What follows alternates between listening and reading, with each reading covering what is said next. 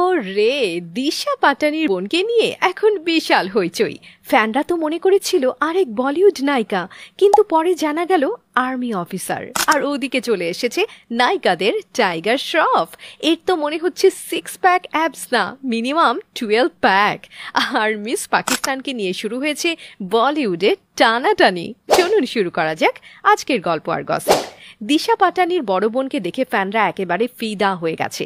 তার এই বোনের নাম খুশবু পাটানি, যিনি সত্যি এক সাহস আর শক্তির প্রতীক।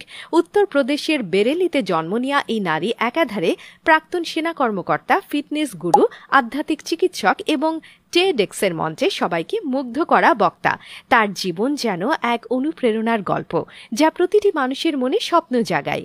পাবলিক স্কুলে পড়াশোনার পর তিনি দেরাদুন ইনস্টিটিউট অফ টেকনোলজি থেকে ইলেকট্রনিক্স অ্যান্ড কমিউনিকেশন ইঞ্জিনিয়ারিংয়ে ডিগ্রি নেন।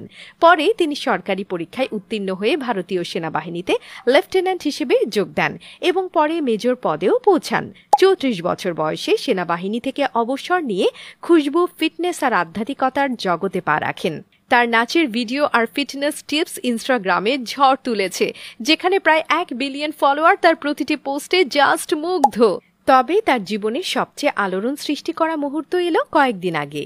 বেরেলির রাস্তায় একটি পরিত্যক্ত শিশুকন্যাকে উদ্ধার করে তিনি সকলের হৃদয় জয় করেন। খুশবু এখন তার সেলিব্রিটি নায়িকা বোনের পরিচয়ের বাইরে নিজেই এক সত্যিকারের role model. So beautiful, so elegant, just looking like a wow.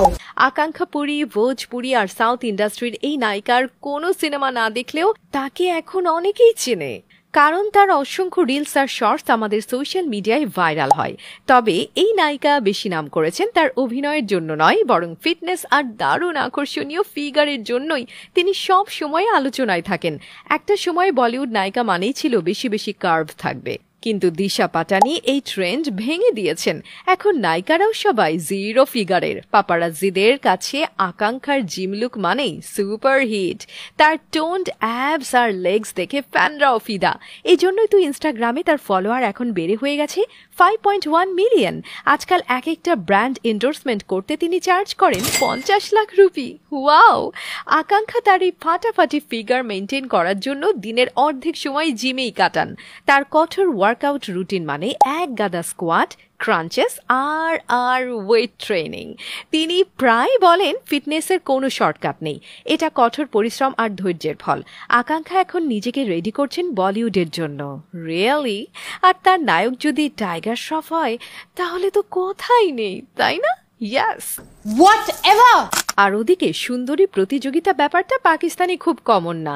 তবে এর মধ্যেই তাদের মিস পাকিস্তান শিরোপা জিতে নিয়েছে ওয়াজিয়া ইহসান। নিউজিল্যান্ডে জন্ম নেওয়া এই পাকিস্তানি তরুণী একই সাথে জিতেছেন Miss Auckland social media queen টাইটেলও।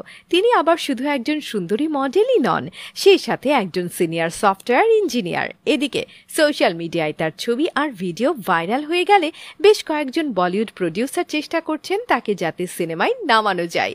জানা গেছে এর মধ্যে নাকি করণ জোহরও আছেন।